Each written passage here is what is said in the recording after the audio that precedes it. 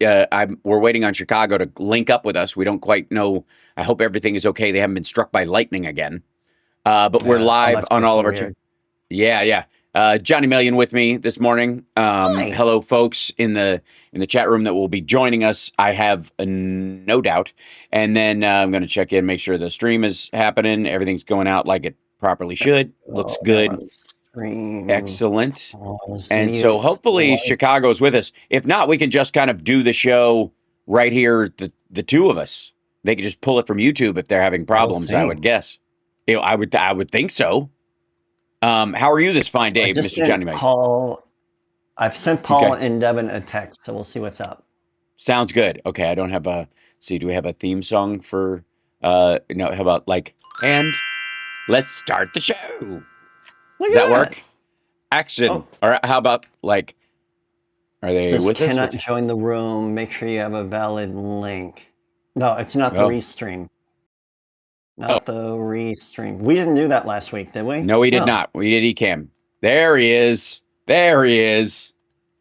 Ladies and gentlemen, Chicago joining us. There they are. Hi. You guys hear us? Yep, we can hear you just fine. Hello. Yeah. Awesome. You guys ready to go? Yes, we're up. We're ready to. We're running. You went back 2 weeks. Tech issues here. Mm-hmm. My bad. One Saturday off, and I'm all fucked. That's all right. It happens. What you're doing, and listen. Now, live from Chicago, the Hal Sparks radio program, Mega Worldwide. I have come here to chew bubblegum. I love when it's not me. Hal Sparks, actor, comedian, and multimedia personality. And I'm all out of bubblegum. Hal Sparks. Let's do this. My Johnny Million.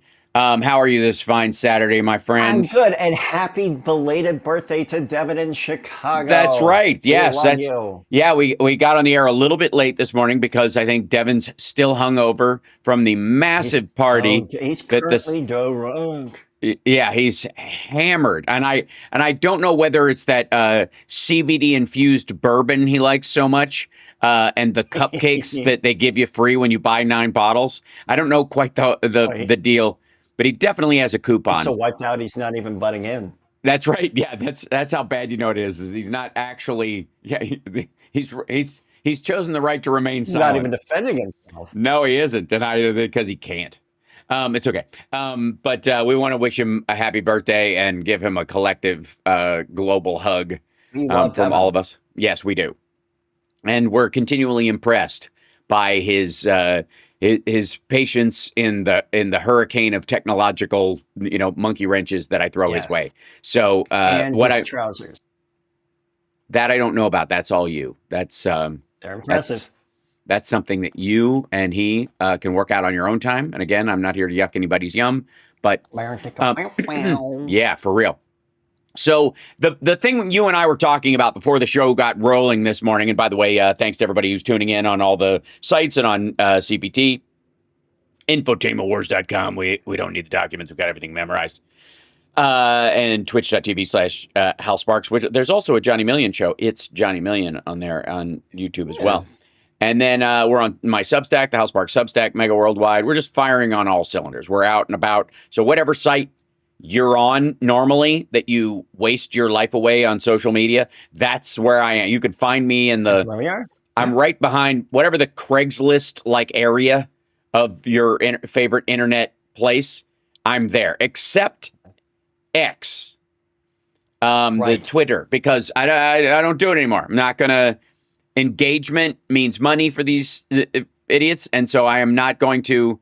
Because I would like to remind everybody that not only does Elon Musk own the place, and that's bad enough, but his included in his investors are the Saudis and Sean Combs.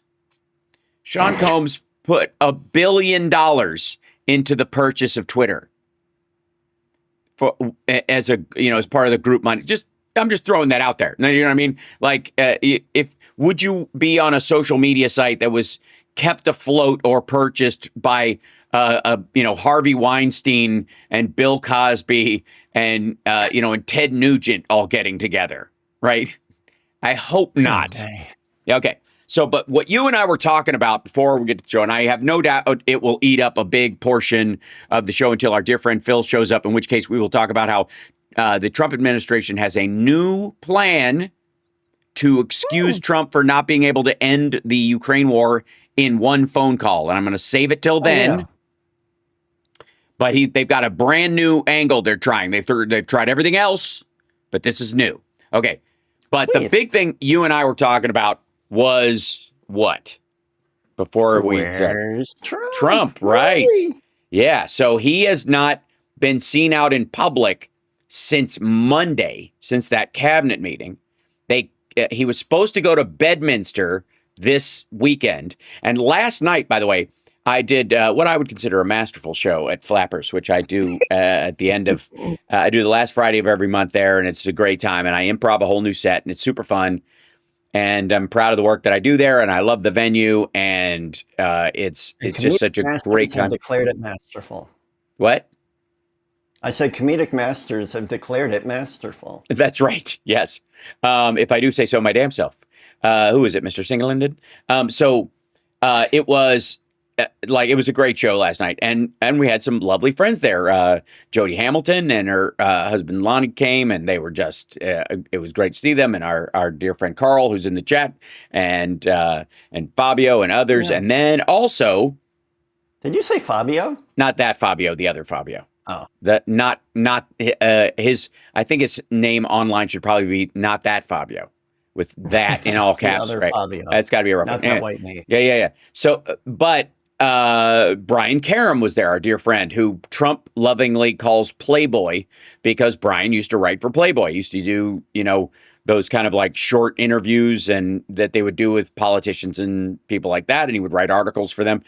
And Trump, even though he works for Salon now and has his own Substack and all that kind of stuff, Trump still called him Playboy because that's all he can remember because his brain is tapioca. And last night during my show, Brian gets a 3-alarm fire, or 3 siren post on his phone from either Salon or from whoever the editor's like, hey guys, just so you know, Trump was supposed to go to Bedminster this weekend and they canceled it. He's not even golfing, in theory. Now, with them, they never know. Because they're so concerned about him looking manly and all this stuff that I've said for a long time, they'll have They've been nailing it so far, I've got to say. Right. So we'll talk about the health stuff in a bit. Is it his heart? Is it his kidneys? Is it his liver? Is it his syphilis? Is it his soul?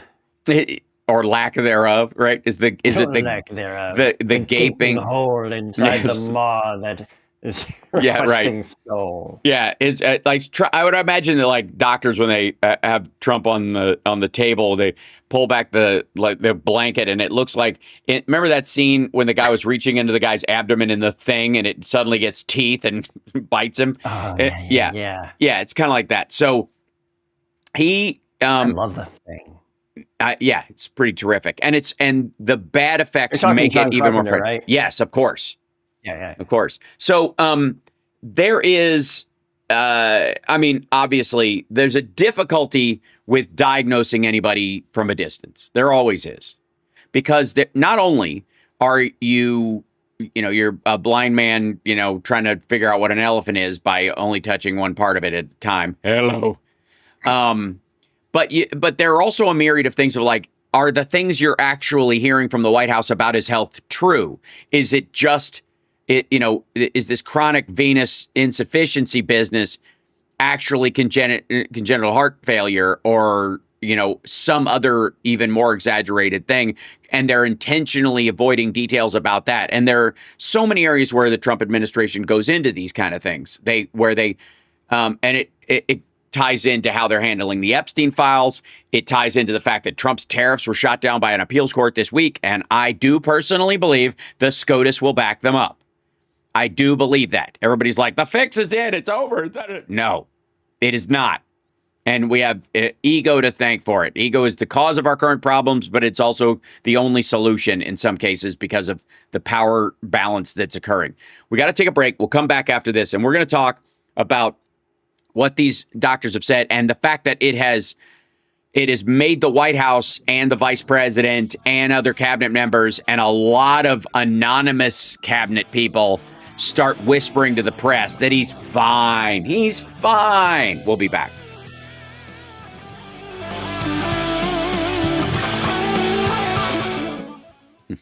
Some people said they're sharing golf video of like old golf video of Trump. Yeah, that would not be surprising. Let's see.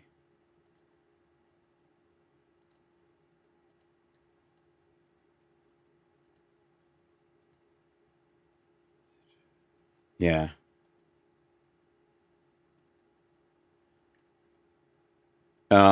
Okay, so the idea is he was cited in Virginia. And that's so weird. Yeah. But there's a,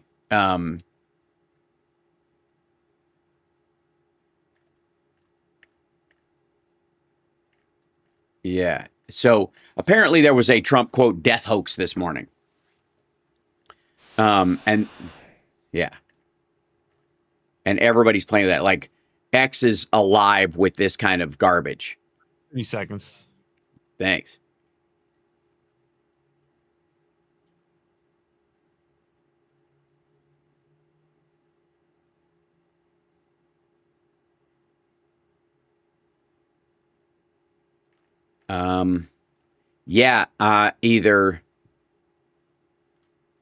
They've got Trump seen leaving the White House for the golf course, and then they're posting other videos of him. Welcome back to the Hal Sparks radio program, Mega Worldwide. There was, so this morning there was everybody's like, Trump is dead. And they're like, Trump, no, he's fine. They spotted him at his Virginia golf course, and he's totally fine, right? That's he's out there shaking hands, okay. First of all, the video they have of him, he is staggering and looks like garbage, so it might be current. Also, there are no visible bruises on his hands, which makes me think it's old video. That's the other thing. Or they put makeup on both of his hands. His right hand does look like it has a little bit of makeup on it. But he looks bagged out. Now, we also saw a similar thing when he got COVID, that he refused to go to the hospital. Have him roll him out like they should have. Dude should have gone in a wheelchair, on oxygen at the time, and he refused to. So, he walked out to the car looking miserable. They're not above doing that again. The other part is everybody talking about get ready for the body doubles to start rolling out. And that's the worst job ever. Can you imagine? Yeah, right. You thought being Putin's body double sucked. But it does say a lot that it gained ground really quickly. People bought it. So, where is Donald Trump is trending all over the place. And a lot of this has to do with the fact that his health is getting worse. So much so that they had an interview with J.D. Vance this week where he was saying he's got on-the-job training, and he couldn't think of better on-the-job training to have than to work under Donald Trump. And he's ready on day one, and God forbid something tragic would happen, he's ready. But Trump is in great shape or whatever like that, which is, by the way, standard fair language for almost any vice president. You got it, especially, I think I would have loved to hear Sarah Palin have to give that. I'm glad they weren't in a position like this. But I would have loved to hear Sarah Palin's answer on why she thinks she could take over. It wouldn't be that different because it's kind of boilerplate on how any vice president has to talk. Something happens to the president. Do you think you can do the job? That's got to be part of the conversation. Usually it's part of the conversation during the campaign. But Vance was shoveled onto this ticket after having to replace the old guy. So they don't really have a long relationship. They don't, especially for a second term. This is a very rare thing to swap VPs in the middle of it, especially for a guy who's basically there for show. And, as much as this White House lies, it's not completely inconceivable that Vance doesn't keel over in the midst of all this with, because who can you believe about any of this stuff? But the current state of his physical being is being dissected online everywhere. Trump is dead was trending, and it wasn't out of nowhere. It wasn't because he wasn't seen. It was because his ankles are swollen, his eyes are bloodshot and yellowy.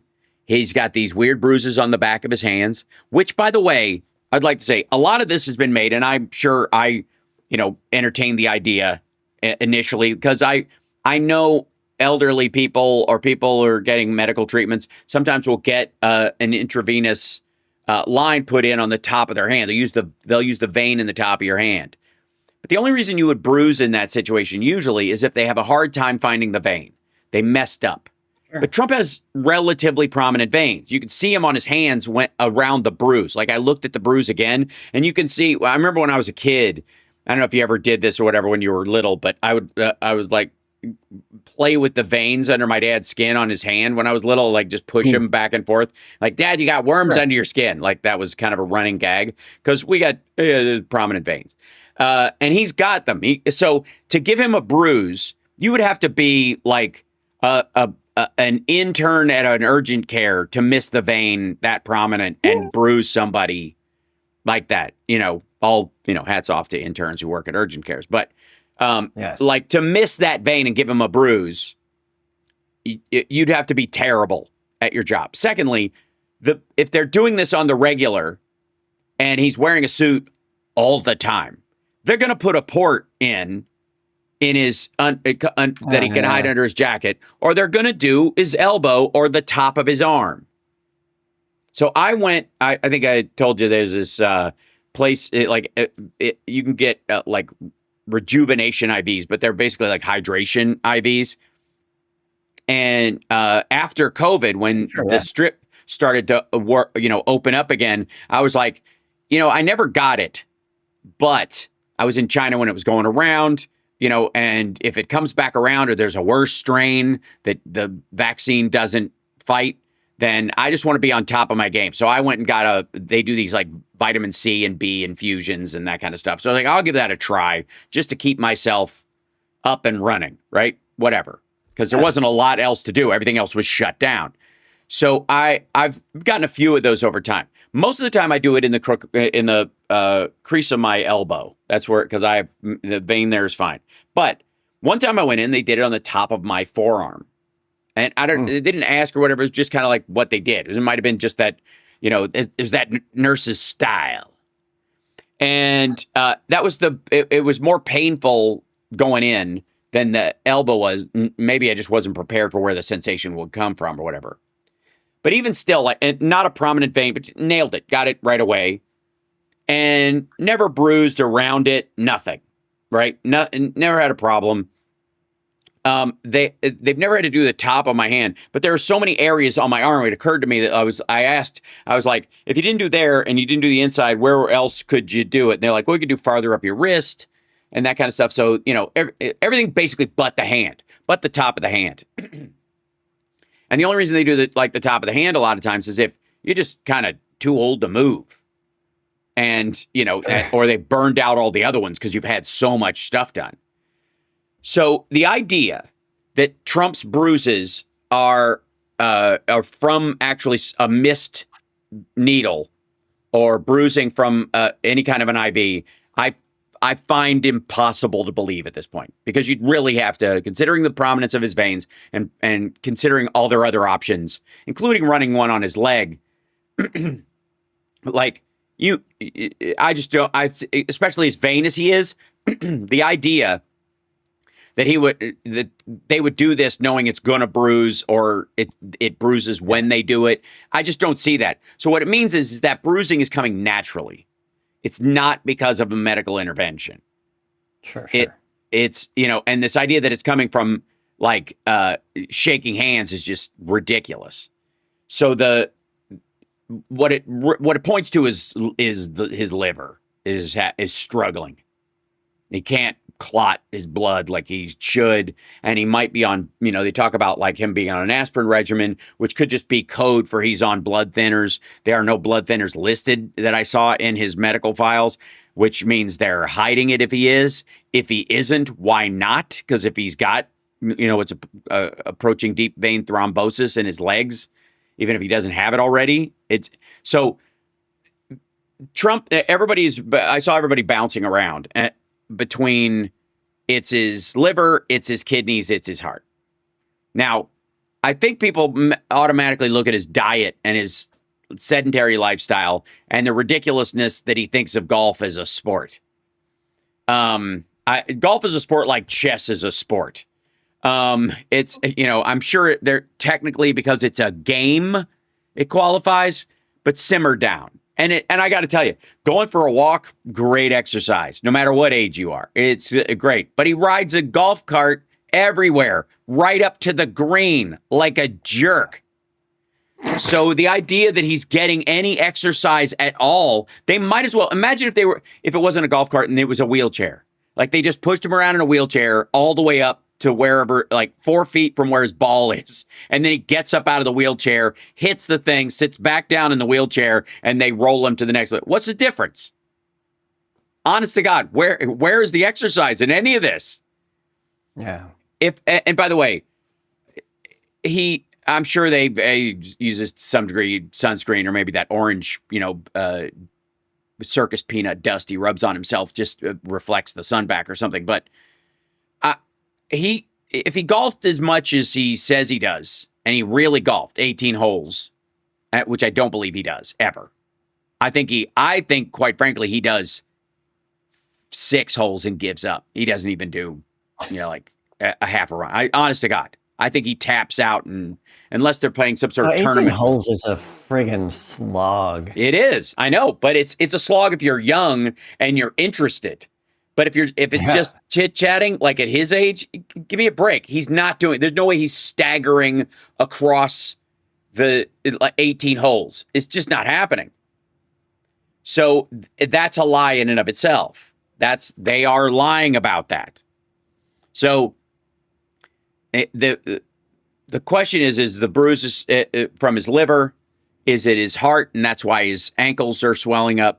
Is it his kidneys and his liver in conjunction not being able to expel waste because of his diet and his sedentary lifestyle? And that's what makes his eyes kind of like orangey and bloodshot sometimes when you see him. I got to say, after looking into all this stuff over the last couple of days, all of the above. All of the above. I mean, maybe they've all decided, his organs have just decided to give out altogether, and they're doing everything they can to prop each one up separately. But I would say all of the above. And maybe it's fourth stage syphilis, and that's what it does to your internal organs. But the idea that it's just his heart or just his kidneys or just his liver is what seems to boggle people. I see no reason why it's not all of the above. We'll be back right after this. It's the Hal Sparks radio program, Mega Worldwide on WCPT Radio, Chicago's Progressive Talk.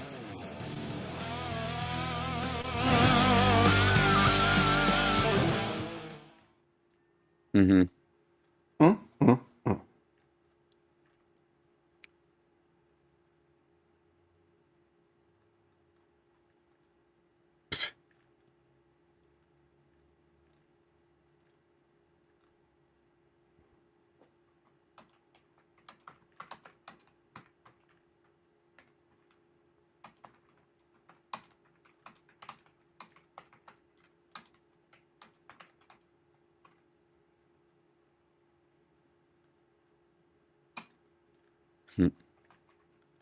Okay, hold on.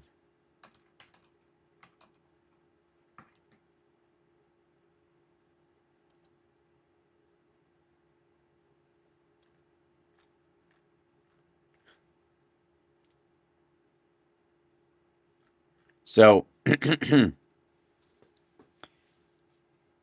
Yes. 30 seconds, guys. Thank you. Thank you.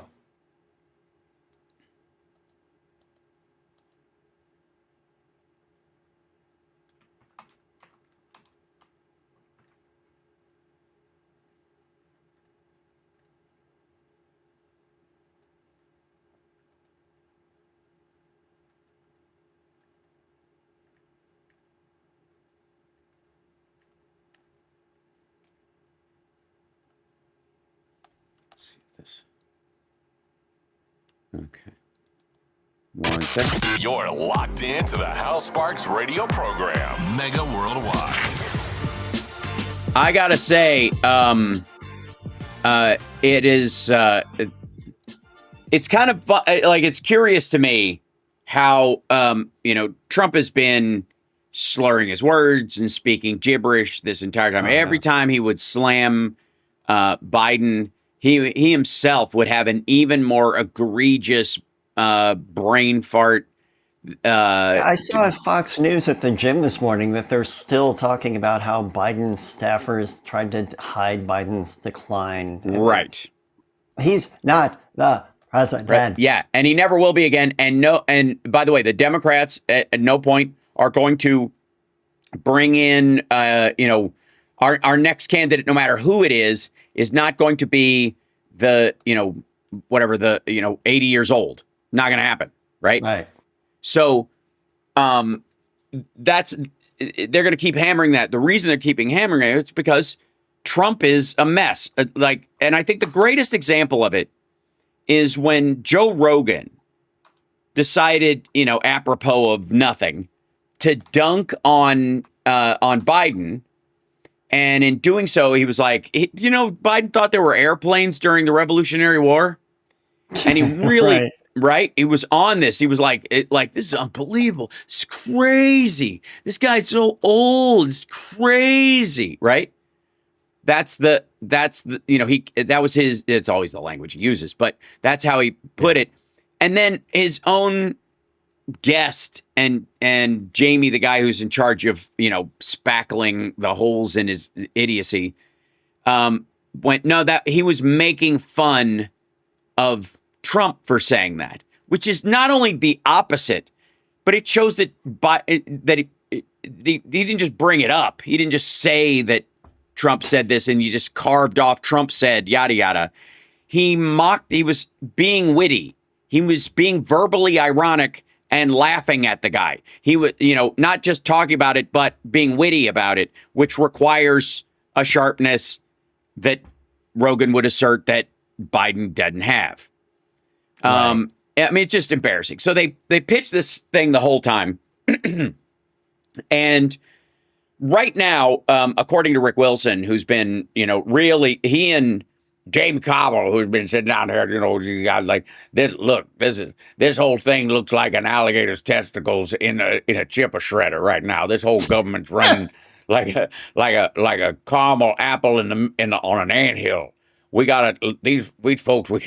Whatever colloquialism you want to throw in. I love Carvel's ability to turn replace an animal or an insect with an environment. They got run down here. That's like a Florida panther running through a shopping mall. You know what I mean? Just like in your automatic Louisiana Cajun analogy, right? So they've been both talking a lot about Trump's failing health and what that means, and a lot of people have been everybody that this comes up with, everybody. Whenever I talk this topic with people. We spoke about it after the show last night when we were hanging out, having a friendly gathering after my stand-up show. They all immediately jumped to, but Vance is worse, and I'm terrified of what he'll do. And I gotta tell you, and not that I don't think he would want to be worse. He definitely thinks worse, and he would try to be. But you need the twisted capital that Trump has been gathering for the last 20 years. That's right. You have to have the legend of Trump, to do it. You can't just be like tapped in and be the lead wrestler in this situation. It just doesn't work that way, especially with MAGA, because, and again, this goes to what I talk about sometimes with Tara Dublin when she comes on my show, and I had a great time on the Tara show with her and Tara Devlin, is that there's a tendency on our side when discussing issues or circumstances to explain it or think about it and its threat from our point of view as if they have the same point of view, and they do not. To us, if our president passed away, if Biden had passed away and Harris took their place, or Obama had and Biden had taken his place, or even Al Gore, who I think was probably the least known, vice presidential, especially for 8 years in terms of what their leadership qualities were like compared to the president at the time, we just shrugged it off because this sort of, and maybe it's internally slow for a lot of people. They just get upset about it. But with Democrats, it's a direction, and it's being constantly representative, the government of constant gardening.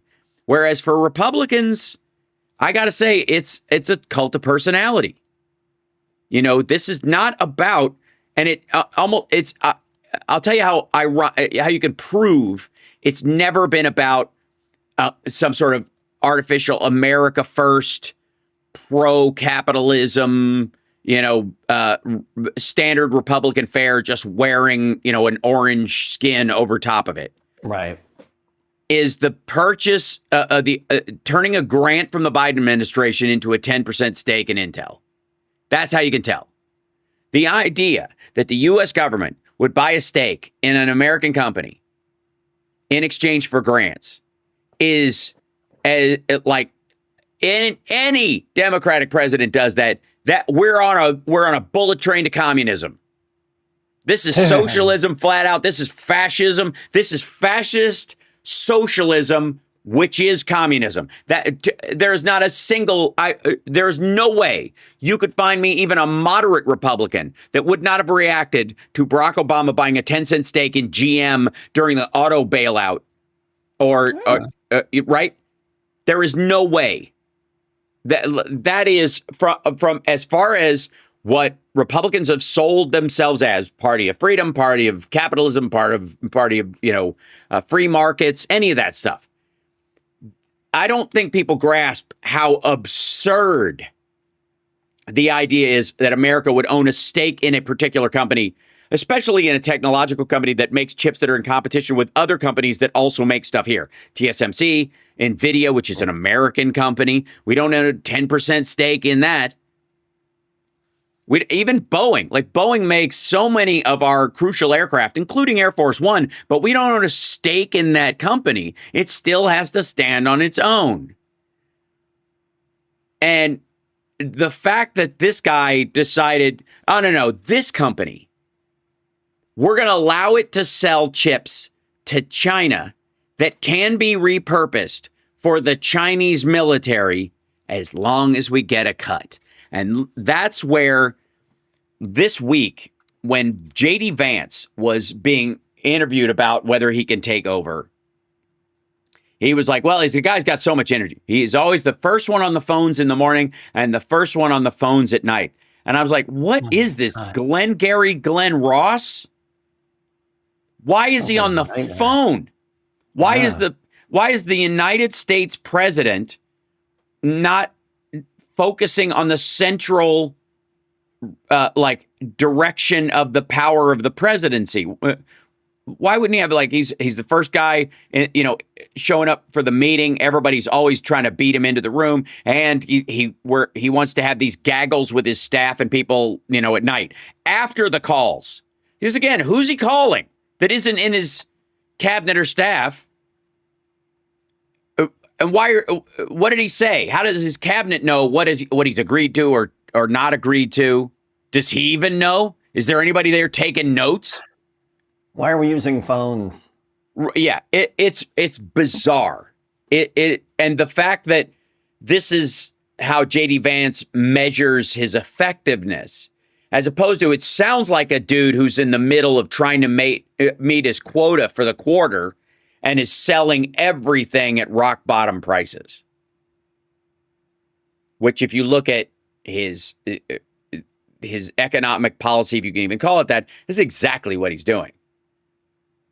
Oh yeah. The idea that he was going to be the peace president was always ridiculous.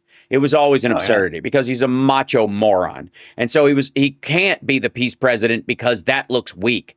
Even if you got it, it still looks weak to a bunch of people that matter to you, including your buddies like MBS and Vladimir Putin and Kim Jong-un and the Ayatollah of Iran, who Trump was committed to keeping in power. Really bizarre. Like, it's one thing to go, we're going to, bomb the country to get rid of their nuclear, ambitions. But our key goal is that the leadership stay. Why? Why? If you're going to go that far and you're worried about that organization creating more nuclear weapons, why would you want them in power, especially if the people don't? If you're going to, why is that the focus of your tipping point? It's just odd. Now, and that's not me calling for it. I just think it's odd that he was specifically wanting to guarantee safety for the Ayatollah. On behalf of who? Vladimir Putin. That's who. Because Putin needs Shahed drones, and if anybody else takes over Iran, he's not going to get them. That's why. Why does Trump embarrass the South Korean president? To build up Kim Jong-un so that will help Vladimir Putin more. And so this idea that he's on the phone morning and night gets sketchier by the second. The other thing is that since his brain is turning to tapioca and his body is already sludge, does he even know what he's promising? Does he? Because he obviously doesn't understand the ramifications of any of the stuff that he does. He doesn't understand how serious it is. He doesn't grasp it. He's incapable. The tariffs this week were shut down by an appeals judge because the president of the United States cannot use emergency powers to create permanent tariff systems. He cannot design a tariff system as if it's an emergency. He can't do it. It's in the Constitution. And as much as he might want to, and as much as, they would love to hand that power to him from the Supreme Court's point of view, it means giving their own power away. And these folks that he put in power, the one thing I think that there's a difference between Trump's team last time and Trump's team this time. Last time he was surrounded by adults in the room, was the theory, that everybody, to settle the stomachs of all the Republicans, to act as an Alka-Seltzer, that he could bring in Rex Tillerson and other people like that. And, CPT is down. What's happening? Are we good? CPT out? Are they there? Oh, I don't see them. Wait, no. Chicago, are we hearing you okay? Just checking. You all right? They just announced they're down. I don't know how they announced it. Oh, you guys are back. Hi. Yeah, we've been here the whole time. Yeah, we hear you just fine. Okay, good. What happened?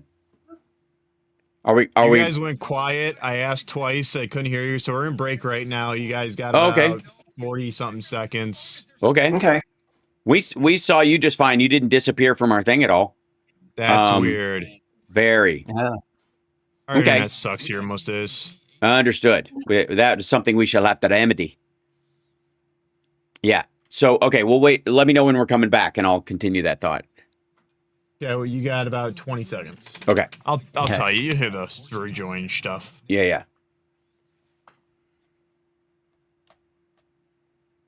And let's see. Thank you, Lisa Miamor. Thank you, Hal Vickery. You have a great Labor Day weekend too. Hey. LM agreed. Welcome back to the Hal Sparks radio program, Mega Worldwide. So I'm not sure how much of what the Chicago side of things heard of our last little bit, but the important thing is so good. It was. There was this. There's a couple of. We'll backtrack a little bit, but the main thing being is that there this kind of like, this idea that Trump is this hard worker and that he's just going at it all the time.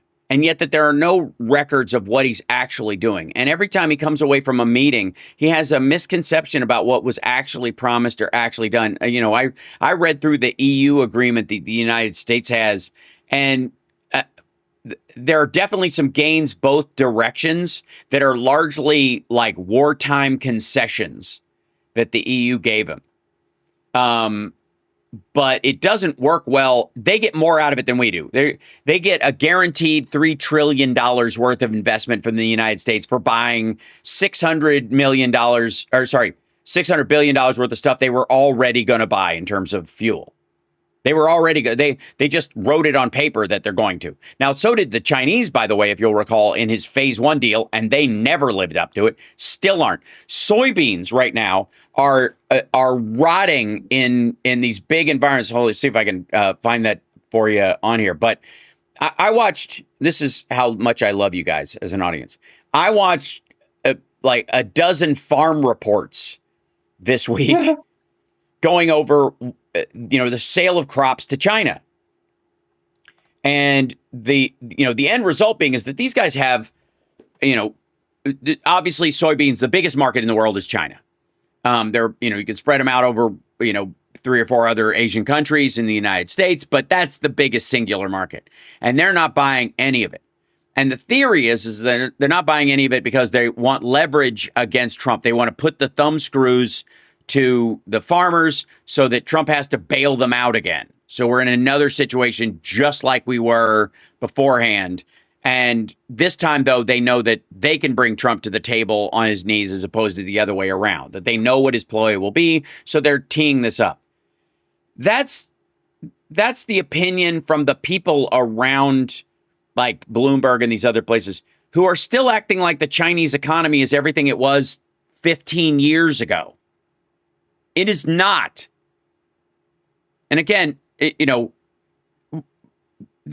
heard numbers of the people that they've lost from COVID anywhere between 25 million and 250 million. And just hiding it from the world. I mean, just the biggest mass death event. And just go back and look at the roving crematoriums, the giant grave sites that they were digging. You don't have that at any point. You don't have a situation like that if you've got 4,000 deaths. You don't shut down a country of allegedly 1.4 billion people because 4,000 people died. You just don't. As a matter of fact, you don't even notice. If there's a fluctuation of less than 100,000 or 200,000 deaths, it doesn't even statistically show up at the margins. You would think. Right. It's a lot of people. It's a lot of people. Now, granted, China doesn't have anywhere near as many people as they say they do. That's another factor as well. But still, in the United States, we lose somewhere between 50 and 70,000 people to the flu every year. We don't shut the government down and the country down and the businesses down for that. And if the flu went from killing 70 to 75,000, we wouldn't shut things down, right? We just remind everybody to get a flu shot and move on. Right. And if our population was 4 times what it is, and the death toll was the same, you think we'd bat an eye? Again, you wouldn't even notice. It would be anecdotal to every other way that people naturally pass away all the time. So the idea that, China's only, is not buying as many soybeans as they used to simply because they're trying to put the thumb screws to Trump. This may be the spin they're putting on it. And maybe what Trump's team believes or Letnick believes or whatever. But ask the Japanese and the Russians about how much salt the Chinese are buying and knowing that that's not optional. You want to cook, you want to, sterilize things. There's a ton of things you need salt for across the chemical industry and across the food services industry as a preservative, as a spice, as a tabletop staple. And their purchase of salt has gone down, I think, 1/3 in the last 5 years. 1/3. That's just people missing. It's enormous. So here's the other thing. Maybe if you confronted this realistically, then you go to the farmers and go, hey, guess what? That market's not coming back, either because we're effectively in a Cold War with them, or they just don't have the population to buy it anymore. They can grow their own. They have enough space and stuff to grow enough for, half the people they used to have. So they'll buy the rest. So we need to shift our crop to something more useful, or something that Americans eat, or something that Europeans eat, or whatever that fits into the environment. But they can't even have that confirmation point. And then Trump comes in right as that is happening and pulls away all the workers. None of this stuff has been automated yet. None of this, the soybean crops and the corn crops. These are the two biggest ones that go to China.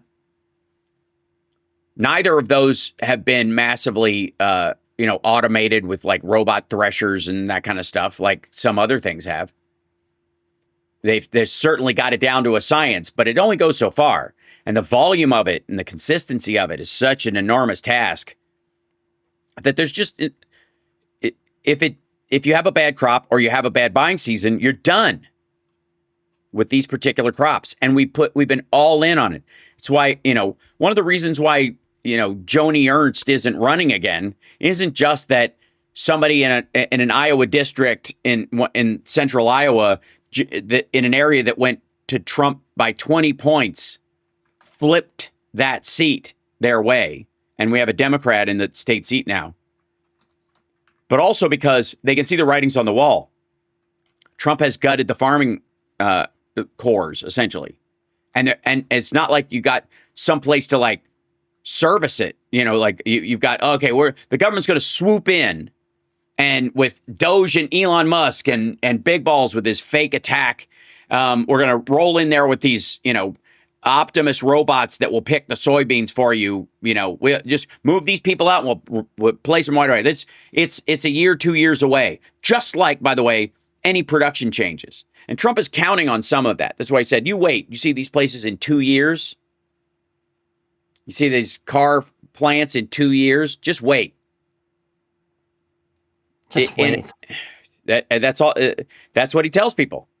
Like anybody who was hoping he'd have a healthcare plan. Just wait. You'll see. It's going to be big and beautiful and better and more amazing and cheaper and faster and also slower and expensive if you want it to be, and taller and have better teeth and bigger boobs and nice shoes, and it will live in a nice apartment. My healthcare plan is going to be, it's sexy and and subservient. This is. And so think of all the stuff that Trump is setting up, all the rug pulls that because of his own idiocy, he has set up. The only way for Vance to get MAGA to support him is to continue down the road that Trump is on, to prove to them that he is truly MAGA, that he is integral to the America First movement, whatever that means now. Notice it's never Americans first. That's another thing. It's an interesting shape because you can be America first and be just for our corporations and our super rich in theory, right? Or just territorially. I'll live here first, but my second home will be in Cyprus. My American house was first. But to maintain MAGA as best he can, first he has to grow a personality. And they won't mind the eyeliner because they're so used to Trump's orange. It'll be a downshift from that. But he'll have to fix all the things Trump has broken because he knows it's not going to work, as does everybody around him. They know the tariffs have to go. They know that you need a much more subtle and well thought out tariff plan on specific things. And they know that there are things that just Americans don't want to make anymore. We don't necessarily want to mine lithium ourselves.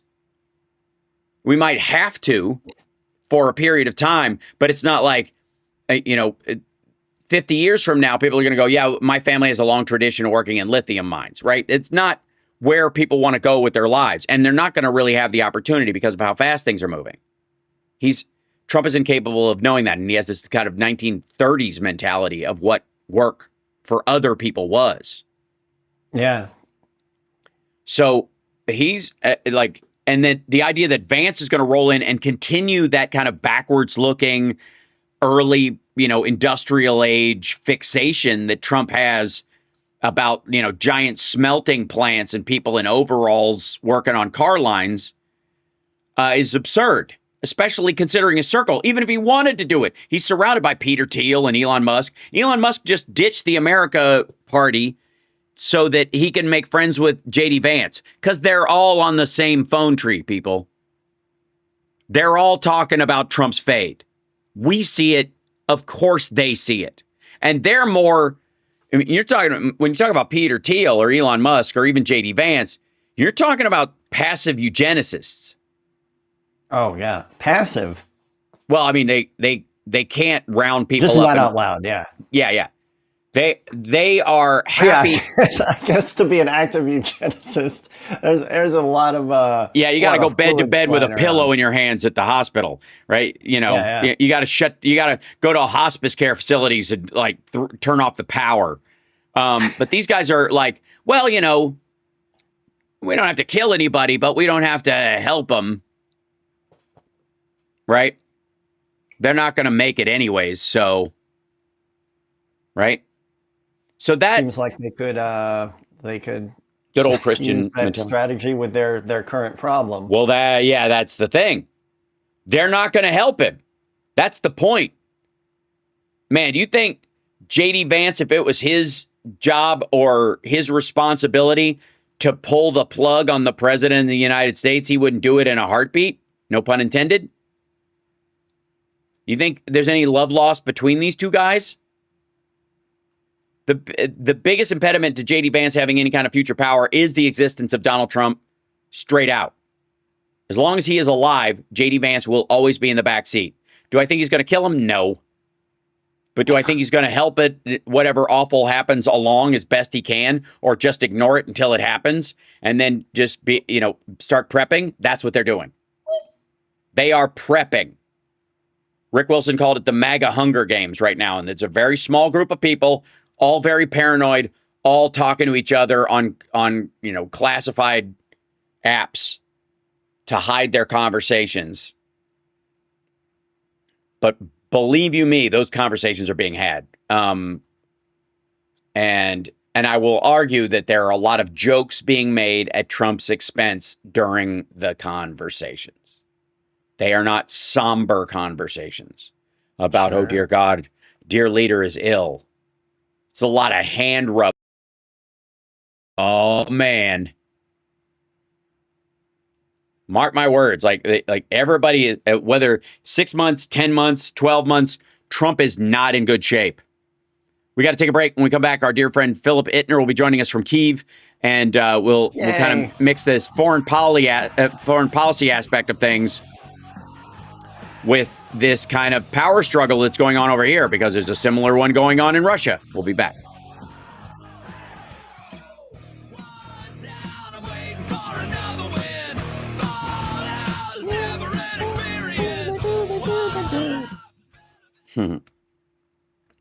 There he is. Let's see. Let's try over here.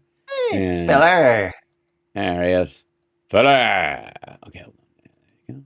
And then put Johnny in there. And then me in.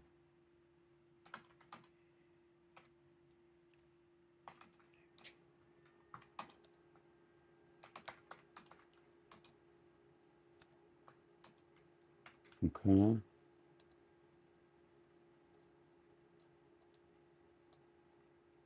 Mm-hmm.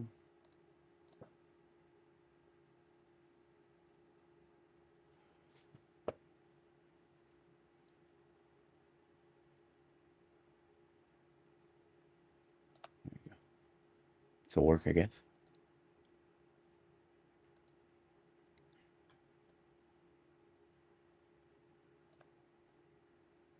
Mm-hmm.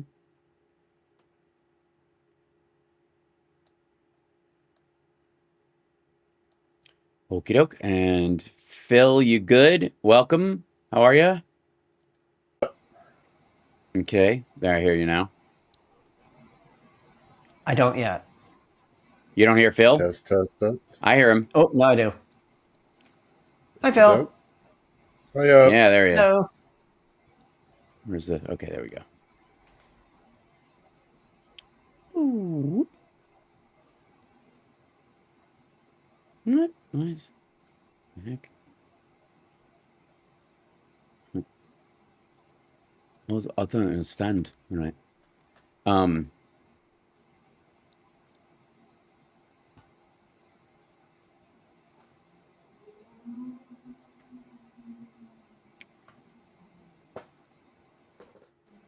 There we go. Something like that. Cool. All right. Oh, and Johnny and I both have green behind us, which is a big no-no. Yeah, no, we've got to. You can't have that. Join Phil in his purpley blue atmosphere. And you got to do a tight 5 on. Hold on. There you go. Is that my brick wall background? That's your brick wall background, so you could just do a tight 5 if you can. You know, something about airplane food. What is with dog walkers? Yeah, right. Isn't the dog doing most of the walking? They should be called dog draggers. You know, what do you do for a living? I get dragged by a dog. I want to do it professionally, but I only have one. My boss says I can't commit. Picking up their poo anyway. That's That's what you're being paid for. I was a dog walker, and I was getting paid not to walk the dogs, but to pick up that poo. 30 seconds, guys. Thank you. Which is obviously, you know, clearly it's a whatever your fetish is. It's up to you, but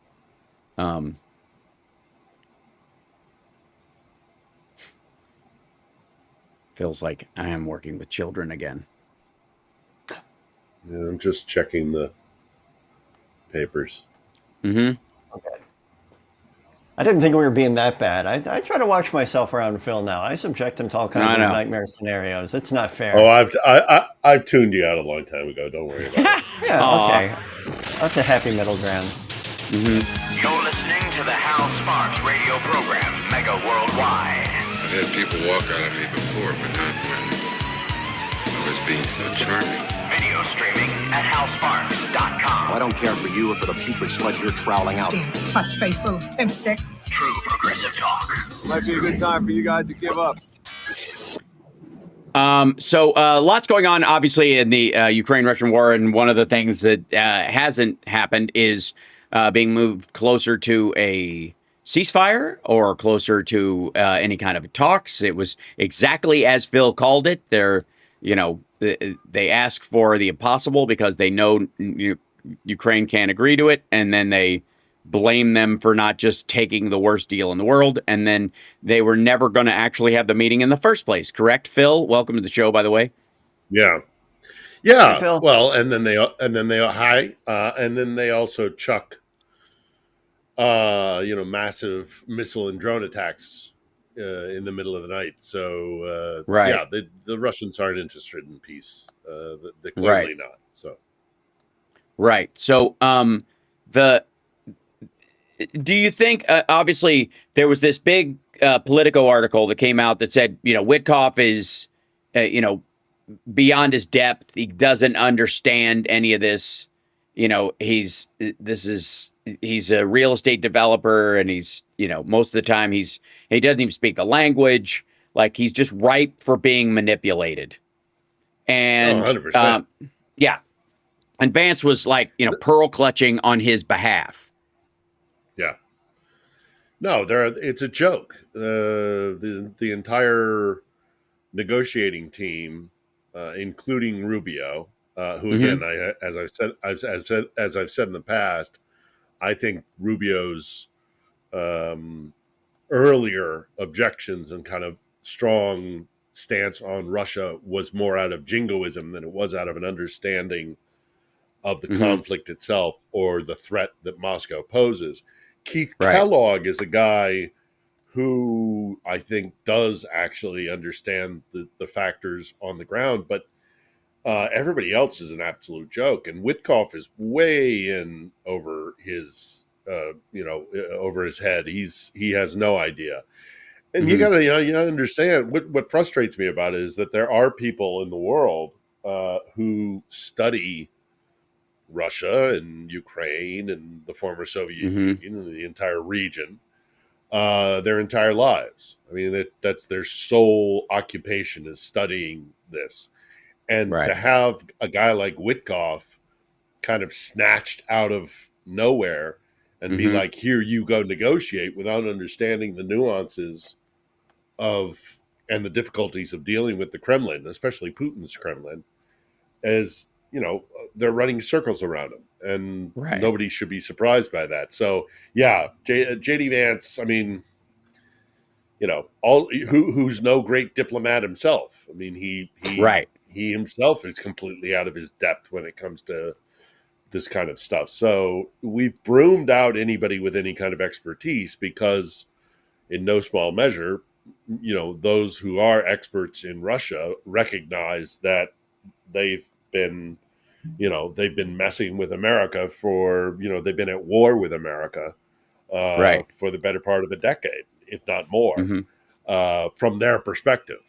And that's not the kind of news that Donald Trump wants to hear. He especially doesn't want to hear the fact that the 2016 election was manipulated by Russia. So he has broomed everybody out from state and even apparently from the DOD who had expertise in Russia, were Russian speakers, had traveled there, lived there, really studied the region, because it's not something where you can just parachute in and suddenly be considered an expert. So it's embarrassing, the level of incompetence and ineptitude in that team, and it's not going to get any better. The Russians are going to keep playing with them like a cat with a mouse. They're going to bat them around for a while, and and then they'll have them for dinner. Yeah, and one of so I think the biggest misconception about Trump being this sort of like peacemaker president that they were selling to everybody was that he was going to come in and get rid of this war in a hurry, and not because he cares, but because he's put here by the Lord above to be the peacemaker president, and he's uniquely powerful to do it because it's one phone call and it wouldn't have even happened if he was president, and it's just kind of mythical nonsense about it. But what it ultimately ends up the reality is that he doesn't care if the war goes on forever. He just wants a piece of the action. So I brought this up last time that when he was talking about the Iraq and Afghanistan wars, he would always talk about in Iraq, like, it was dumb to go in anyways, but we should have kept the oil. Never mind it being illegal and immoral and all that kind of stuff, but and pilfering and stuff. And like, well, if you're being invaded because someone's trying to steal your natural resources and the other country goes, I'll protect you, but you have to give me your natural resources. It's just like, I don't even know how that fits in anybody's brain. But in Trump's mind, it somehow makes sense.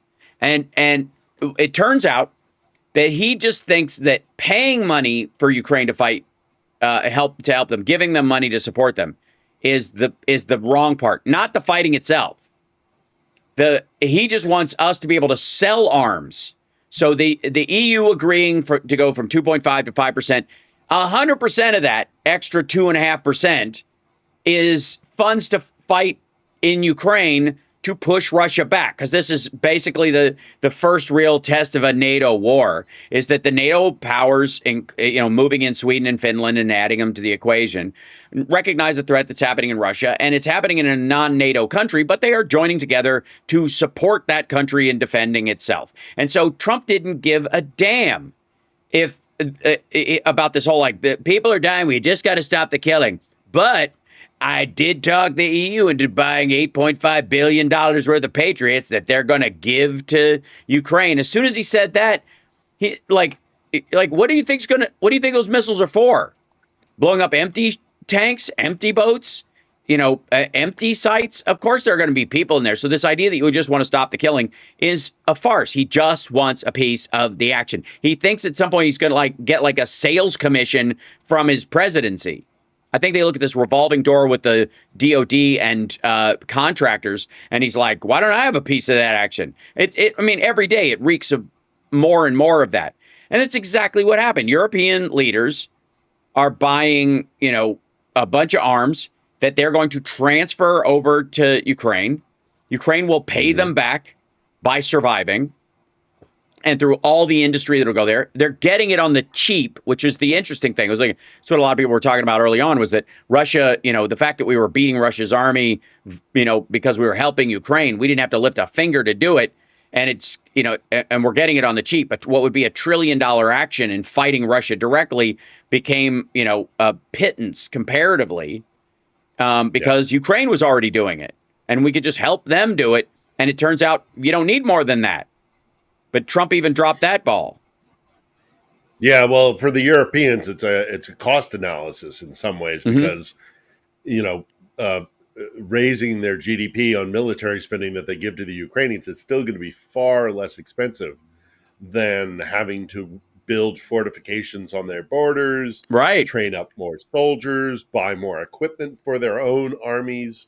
If Ukraine is occupied fully by Russia, which is not going to happen, but hypothetically, let's say, then the Europeans ultimately, in the long run, are going to spend much more money than they would if they just arm the Ukrainians, who will do the fighting because it's in their interests. So the Europeans know this. Trump sees the transactionality of it, and he sees the, oh, look, the Europeans are giving us money. We don't have to send any of our own money. And in typical fashion for Trump, not recognizing that one or two chess moves ahead, actually, this saves us money because our major trading, our most important trading bloc remains viable and isn't under the thumb of Moscow, because, of course, Trump sees the world being sectioned out into spheres of influence and all the rest of it, and Europe would fall under Moscow's sphere of influence, and that would ultimately probably mean not very good deals in terms of trade with the European Union. But he doesn't see that far down the road. He just sees the immediate. And so he's like, money now. Yes, please. Thank you. Right. Well, they had senior White House officials were talking about this, the deal that Witkoff was doing, and they wanted to shift the blame for why it's not working, not to Ukraine and, Zelensky and Putin not talking, or, Trump still thinks, apparently, according to that meeting he had on Monday, that Ukraine invaded Russia. It's amazing, but that's how he talks about it. It's very bizarre. It's not even like Ukraine baited Russia. Yeah, right. Well, that's the thing. So the quote, he keeps saying they have to get together and it takes two to tango, right? He's said that phrase a bunch of times. The quote comes out from an unnamed senior official on this Politico story. That they go, the Americans believe that the British and French officials are taking a more constructive stance, but they complain that other major European countries want the U.S. to bear all the costs of the war, which is just Vance stuff, but whatever. Achieving a deal is the quote. Achieving a deal is the art of the possible, but some Europeans continue to operate in fairyland, ignoring the fact that it takes two to tango.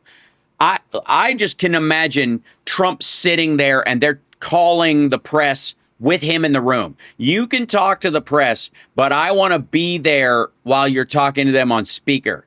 That's what it sounds like to me. And the fact that they use two to tango has a very audience of one ring to it, like he's sitting across, like they're calling from the Oval to try and plant, these things in the press.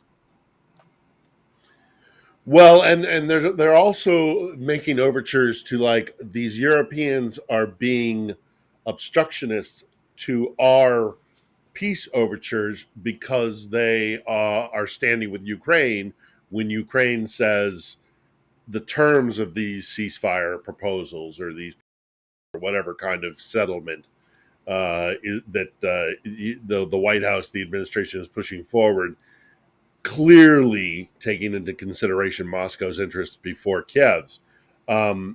we're starting to hear overtures from inside the administration of like, these Europeans, man, they keep giving Ukrainians hope. How dare they? They should make sure that the Ukrainians are absolutely desperate and that they must cut a deal now is really a cruelty, which betrays the fact that they don't understand what's happening here. Russia is losing this war. Russia is losing this war quite badly, actually. Right. And Ukraine is getting stronger. I mean, it's just within the last week or so, they've announced the fact that they are producing probably the one of the world's best cruise missiles, internally developed, produced here internally inside Ukraine. It has the longest distance of I think any cruise missile. It goes 3,000 kilometers, which is about 2,000 miles, carrying a warhead of 1,000 pounds. So, this thing is a monster of a cruise missile. And they say they're going to be able to produce one a day. So that's in 2 months, 60 cruise missiles. Yeah. And it's the concept that continues to exist within MAGA world and within the Trump administration is that Russia is a force unto itself that cannot be stopped. That Ukraine has no hope for any kind of success, and that they better cut a deal now, or it's just going to get worse for them. And that's not the case. That is 100% not the case. Russia is clearly under massive strain. I mean, in the last 72 hours, they've lost double digits of their oil refinery facilities because Ukraine is just pounding them with drones and missiles. Their economy is absolutely hitting the skids. There are reports of gasoline rationing for the citizens of Russia, citizens of a country that has been previously called a gas station posing as a country, but they need to be selling every single barrel that they can into the shadow fleet in order to maintain their military operations. Right. The head of the central bank in Moscow has said that probably by the end of this year that they will be at 0% growth. Russia is in dire, and on the battlefield, they do continue to gain, a little bit of ground here, a little bit of ground there. But it's absolutely minute compared to what they actually have to achieve. And to gain their major strategic goals, they will have to jump over hurdles that they haven't even gone through yet in this war. Right. And it's been going on for over 3.5 years to the cost of over 1 million casualties for Russia. And they haven't even gotten to the hard part yet. Right. Let's grab a break real quick. I think we went way past the break, so let's take a quick one. Yeah, and then we'll come back right after this with Phil and questions from our chat room. Johnny Million will be gathering those for us. We'll be back right after this. Johnny, you got those questions? It's very exciting. I got 2 so far. Excellent. We'll be back right after this. There we go. Let's go back to live mode. We can go back to the thing. There's all of us. Okay. Okay. I think I've done all the, all the tweaking I have to do behind the scenes or whatever, and we'll gather these. And Johnny, also, if you feel like it, and I think you can see in the thing. Can you see the super chats in the comment section on your side of the Ecamm thing? I can't tell. The super chats? Yeah. I can see it on the YouTube. I can see the super chats where people donated. But as far as the one on the Ecamm, it doesn't really indicate, and there's no way to filter for me. Gotcha. All right, I have to figure out a way Coming back in 10. Thank you. Make you a co-host or however it works. Try to figure that out.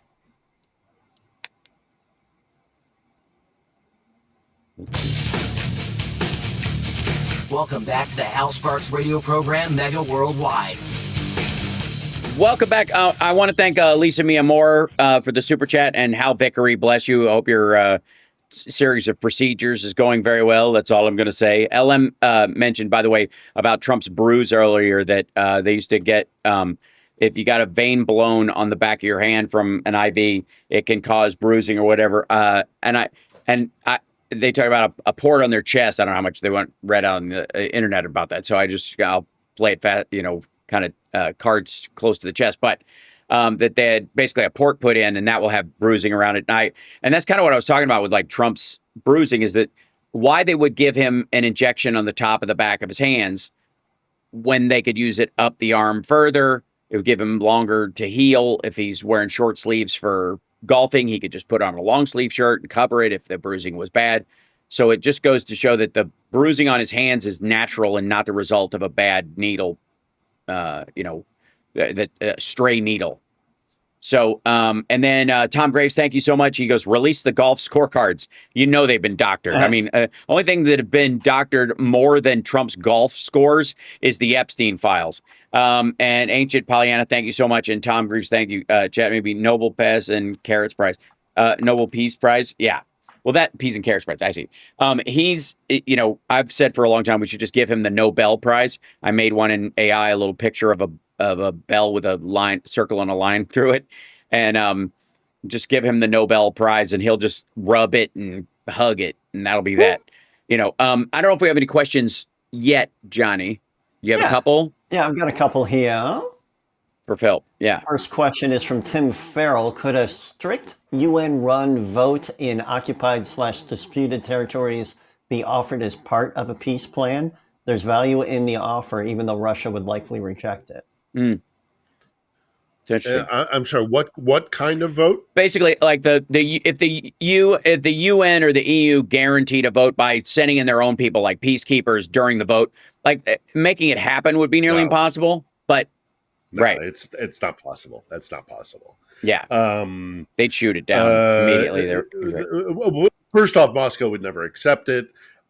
Secondly, it's just logistically not possible. Yeah. Thirdly, I mean, it would be, knowing the way that the Russians treat Ukrainians in occupied territory, it would be like when the foreigners show up, there's no problem.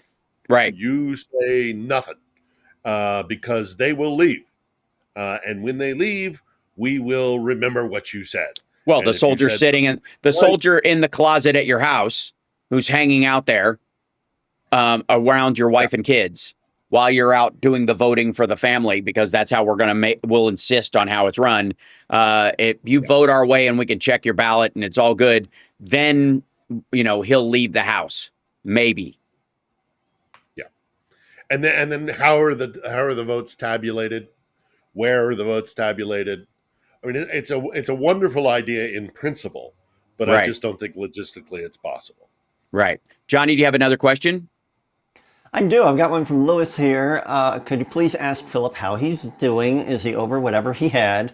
And would you think that if Ukraine what would you think if Ukraine went full offense on Russia?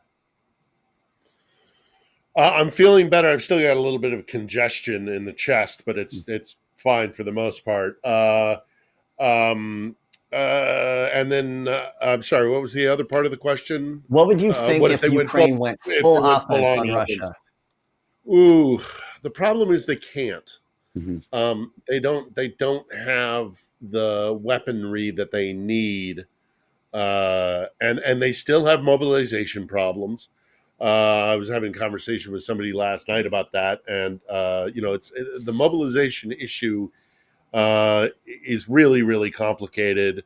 They are facing a country that is at least 3 times as large as they are in terms of population, and they're bribing the Russians are bribing their soldiers, basically, giving them huge amounts of money to join the armed forces, which Ukraine is not doing. They don't right now. Ukraine does not have the means to go on a full-scale offensive. That may change. Right. That may change. we will see. They're getting better on the battlefield. They are increasing their own domestic military-industrial production. They're getting lots more equipment from the Europeans. The emphasis on the Americans is not only because of the sheer scale of what we can provide. I mean, we have all those Bradley fighting vehicles just sitting out there in the desert in the Southwest that, you know, the Ukrainians adore the Bradley, and conversely, the Russians are terrified of the Bradley. But what America does have that nobody else does have is some of these technologies like the Patriot, getting up to full production artillery pieces, although this is becoming more of a drone war than an artillery war. Most importantly than anything else, we have intelligence. We have eyes in the sky. So those are the things the Americans can provide, but the Europeans are going to be providing more fighting vehicles. And look, I mean, the Ukrainians are hands down. I mean, and this is undisputable. I mean, they are the single best fighting force when it comes to drones. They're better than the Russians. I know people will argue with me about that. The Russians have larger productivity, and they have certain techniques and certain capabilities that maybe the Ukrainians don't have. But the Ukrainians have better trained pilots. They have better. More mass production of smaller, like a 3D printed drones. Yep. And they're just simply better at innovation and development of new drones and new drone techniques on the battlefield in real time. I think they are better than the Russians. And as far as things are concerned, you know, with these two nations being in the fight together, they're at the forefront of drone technology, and I think the Ukrainians have an edge on them. So there is that. There might come a time when, depending on how things go, if the Russians are becoming more and more attrited, they may have soldiers, but they are losing. Right. You know, financially they're in trouble, and their material is in trouble. All they have is conscripts, really, that they can always fall back on. If Russia gets to a point where it is attrited enough, then we might see a Ukrainian offensive, but no time in the near future. Agreed. Let's. We're going to take a break in a second, and then we'll come back. There's a post on Ukraine today which stood out to me because it's something that I've been arguing for a while, and the title of it is "Russia's nukes are a joke." I'd like to discuss a little bit of that on our way back as well. It ties to what you were talking about. It's the Hal Sparks radio program, Mega Worldwide on WCPT Radio, Chicago's Progressive Talk.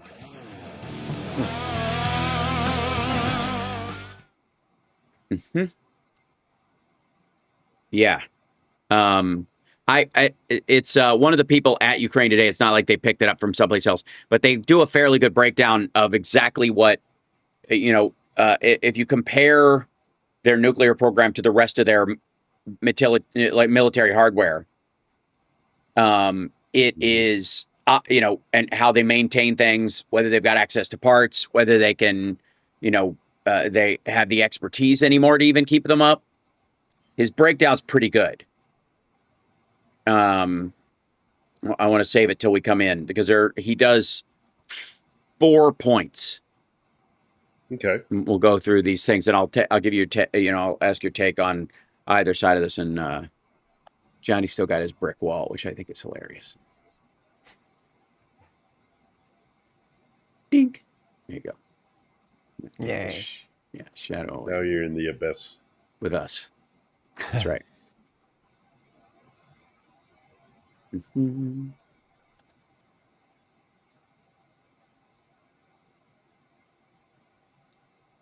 Don't know why I'm just supposed to do this.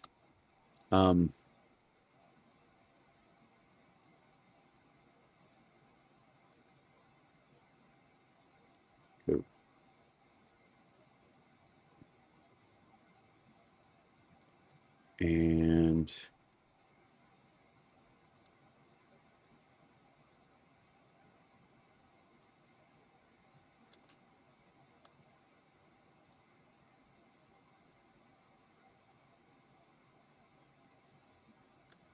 okay.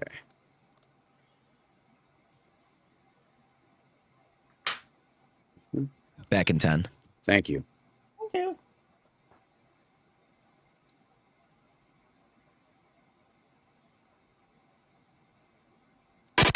You're locked into the Hal Sparks radio program, Mega Worldwide.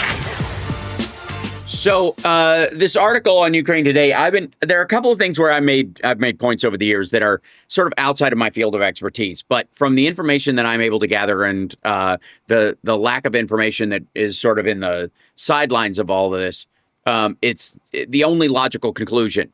One of the examples I've given about how post-COVID, we did not have monetary inflation. We had supply shock, and it is abundantly clear that that is the case.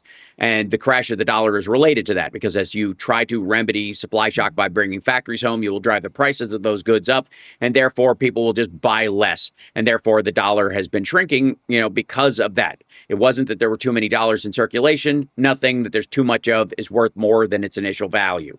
The dollar was at $1.06, $1.07, $1.14. And that's when you don't have enough of them for what you want. Also, other economies collapsing that use the dollar, there's going to be a dent in it, a percentage, a slice in all of these areas as we crimp the rest of the world's style as well. Dollars are needed less because they've got no way to buy dollars, much less the stuff that goes with them. There's the article on, and so I made that case, and then finally Bloomberg came around and went, hey, maybe it's not that there's too much money in circulation. Maybe it's just supply shock. And I was like, oh, my God. So this one is, the title of it is basically like Russia's nukes are a joke. And it makes 4 specific points. The bad news right out of the gate was the first one. Russia's SLBMs, their tactical nukes, and their road mobile ICBMs work the best and are probably the easiest to maintain. And they predict they work at rates compared to NATO and China. So whatever, NATO and China's nukes work, they're about the same, these rolling systems, because they're meant to be portable. It's kind of like the nuclear reactors on a submarine are much more resilient and safer than ones on land because they've had to be. They're designed to require less maintenance, to be in a mobile situation. They can't be as delicate. So they've been, that design resilience keeps them working, but they have very few of them compared to the permanent siloed ones, right? Number 2 point was, I predict that 20 to 50% of Russia's silo-based ICBMs don't work at all. 20 to 50%. This person. There were eyewitnesses accounts back in the early 90s of Russian silos flooding with water. Although those eyewitnesses are 30 plus years old, that combined with limited money and high corruption means a huge chunk of them either don't work or aren't as effective and reliable. If they're not still just flooded and forgotten about, and they just went, yeah, no, we fixed that, totally working now. But they're not going to let anybody look. So it's still on the threat list. Like if America had a dot on a map where all these nukes are, they'd still have that one there, even though it's full of seawater, or it's frozen over, quite frankly, in some of these cases. The third point, 75 to 90% of Russia's nukes in storage don't work. Most of them are literally waiting to be disarmed. They've been sitting there for a long time. They're rusty and broken. They could never be recommissioned. And so his final point is this at minimum means that around 2/3 of Russia's total nuclear arsenal is not working. Now, obviously, we know the power of nuclear weapons these days is that, 1/3 is plenty. But strategically, that doesn't mean that the ones they need to work. Their short-range stuff might work, which is why they're threatening local capitals or Ukraine. But it doesn't mean they can reach the United States or anywhere else, or China even, for that matter, if they were, if the Sino-Russian war started over again. So your thoughts on this kind of, in relation to what we saw with, I guess, the rest of their military gear? Well, I think it's interesting they point out the kind of more mobile intercontinental long-range, ballistic missile kind of systems. Mm-hmm. Those are the things they're maintaining because they want to be able to kind of threaten the international community. Yeah. I would be willing to bet that also includes their submarine launched weapons. But the rest of it doesn't surprise me at all. It's expensive to maintain those things. And also, look, for them, for everybody basically who has a nuke currently, as it stands now, these once they are used, it's done. You've lost. If you use them, you have already lost. They're only good, as our friend Malcolm Nance has said repeatedly, these are only used to be a deterrent. Yeah. These are, if you end up actually using the nuke, you have already lost. Yeah. It's done. Even, unless it's a mass exchange. And again, you're right. I mean, even with, let's say, a third of their nuclear arsenal, that's still, incredibly devastating. Right. If not, an extinction event. So nobody wants to be flippant about Russia's nuclear capability, but it is important to take into consideration because, again, Russia has used its nukes time and time again, not as an actual weapon capability, but as a political means to threaten and terrorize. Yeah. And to act the bully. I mean, how many times have you seen, Lavrov or Medvedev or some of the, or of course the state TV types who, right? I mean, say crazy stuff all the time, anyhow. So it doesn't really matter. But how many times have we seen from the Moscow side of things where they're like, "Hey, always do remember." We have nukes. We've always got these things here. If they want to do stuff, we can, man. We got these red lines, and if you cross these red lines, and then we cross a red line. Presumably, we send and F-16s, nothing happens. And they're like, "Okay, you get away with that time, but next time, I'm telling you." Yeah. And I think even to the point where if they did actually realize that they've lost Ukraine. And they accept the reality that's already happened, but they're in a state of denial. Even then, to recognize that Russia as an empire is something of the past, and that's already happened. It's done. It's the Brontosaurus theory. That when the Brontosaurus dies, it takes a while for the message to come from the tail to the brain, sort of thing. Moscow has not recognized the idea that their empire is done. It's over. Right. And they always have threatened the idea of if what good is the world if there is no Russia? And by that, they mean Russian Empire. Yeah. Well, we're about to find out. And I don't think you're going to launch nukes. Yeah. To prove your point. And finally, I will also say that when it comes to Kiev, and again, I had a conversation with a guy who was visiting here in Russia, but he's returned back to the States, and maybe we'll be seeing some of the material he puts out soon. But I had a conversation with him in which I was trying to express the point that Putin cannot destroy Kiev. He cannot nuke Kiev. He needs to conquer Kiev because Russia. He's got to ride in on the back of a white horse with no shirt or on a bear or something. Yeah. Moscow has the aspiration to be what is called the third Rome. It is intrinsic to their idea of self. The Russian Empire is about being the third Rome. And so they must take Kiev to have the connection to the Byzantine Empire, which was based in Constantinople, the second Rome. So you have to be connected to Constantinople in order to be the third Rome. So he cannot and additionally, this is the birthplace of Christian Slavic identity. Yeah. The Volodymyr the Great is the one who chose Christianity for the Slavs, and it happened not 10 miles from here, from where I'm sat. So if Putin were to nuke Kiev, right, he would go down in history not as the guy who restored Russian empire by reconquering Ukraine. He would go down in history as the guy who destroyed the birthplace of Slavic Christianity. It would be like an Iranian bombing the Kaaba in Mecca, or Medina, either of the holy sites. As Shia Sunni divide, but even as a Sunni, as a Shia, you revere the Kaaba.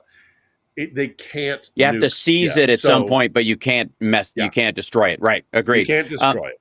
I think we have time for one more question, but in our chat, Bill the Cat says, knowing how Russian generals get to keep unspent money given to them to maintain the Russian army, there's no way Russian nukes will ever make it out of their silos. I agree. I also think there's a secondary possibility that in the 1990s, we weren't stupid and didn't trust the Russians, even if we were outwardly playing nice with them, and that the software in those things is full of malware. And I don't know that they've gone on a bug hunt like they should. And if they are, they're doing it right now, and it's too late. The horses have already left the barn. And Jerry says Slava Ukraine. So just throwing that in there as well. So Johnny, let's grab one more. We have a quick one before we go to break. Sure. This is from Facebook from Lisa Evans. Is Azerbaijan sending artillery rounds to Ukraine? I've heard talk of this. I've heard Azerbaijan has been making overtures of sending. I have heard more about vehicles. Not like tanks, but like armored vehicles and things like that. Artillery is probably in the mix somewhere, but it is interesting to see Azerbaijan being so openly expressing willingness to send actual material to Ukraine. But to my knowledge, it hasn't happened yet. Especially after, the president of Azerbaijan signed a $2 million decree sending humanitarian aid to Ukraine. But it's interesting that after Trump allegedly stopped the warring between Armenia and Azerbaijan, which is hilarious and is not at all what happened, but whatever, that after his talk with them, suddenly Azerbaijan is aiding Ukraine. Whatever, the legitimacy or the depth of it doesn't matter. The story, the walkaway story is, Trump settled this thing down, and what does everybody do once the fighting around them settles? They help Ukraine. If they don't have to fight their own war, the next thing they're like, okay, well, where can we be? What good can we do with our military or our aid? And they all seem to side with Ukraine. No, unless you're North Korea or Iran. But let's take a break. Let's take a break. We'll take a break and we'll cover it on the other side. This is the House Sparks radio program, Mega Worldwide.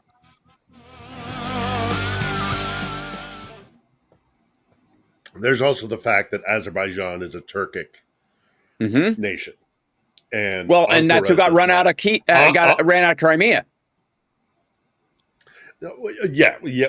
Yes. Ankara does not want to see Ukraine fall, because if Ukraine falls to Moscow, I mean they fought. The Turks and the Russians fought something like 6 wars over the space of 150 years as they tried to expand down across the northwestern banks of the Black Sea. Right. They liberated Bulgaria, the Muscovites like to say.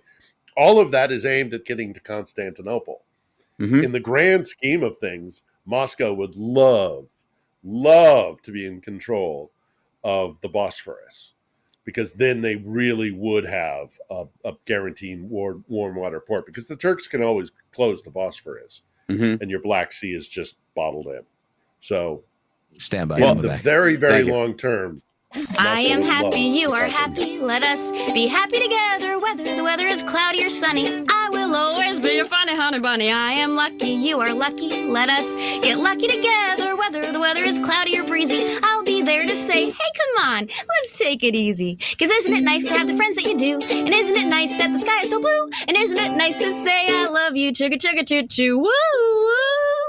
I am smiling, you are smiling. Let us smile together. Whether the weather is cloudy or stormy, I will still be there in the morning. I'll be right by your side in the morning. I'll make you breakfast in the morning. I hope that you like cereal. Yay! I was playing along in the background. Yeah. So I find, along the lines of the Azerbaijan story, there was a story in SIPA, I guess it was, but it was, I think it's called Russia, Ukraine's accidental matchmaker. And the whole idea is that every time Russia does something terrible to Ukraine, it automatically gives them a new buddy.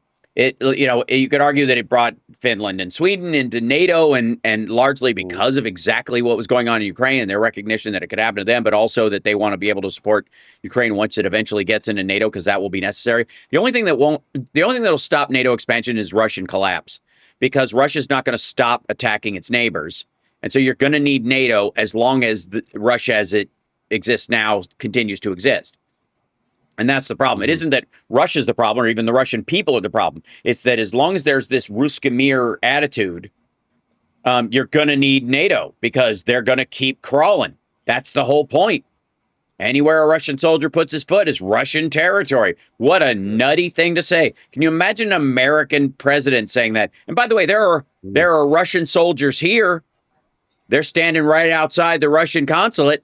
And I got news for you. Apparently, according to them, they own the sidewalk. Right? It's theirs. They own the block, I guess. How big is the circumference around them, right?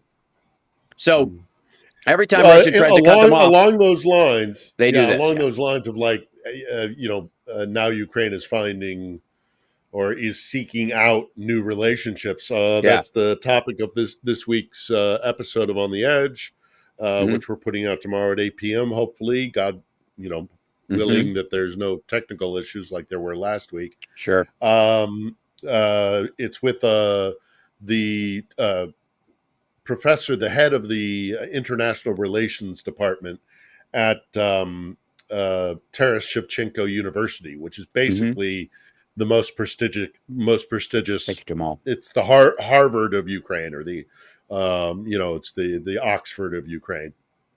So he's very knowledgeable about this kind of stuff. And he lays out how Ukraine is pursuing new relationships with the Europeans, with Asian countries, with China, how things are changing with the U.S., how they're seeking new relationships with the global South because they're trying to counterbalance Russia's efforts in the global South.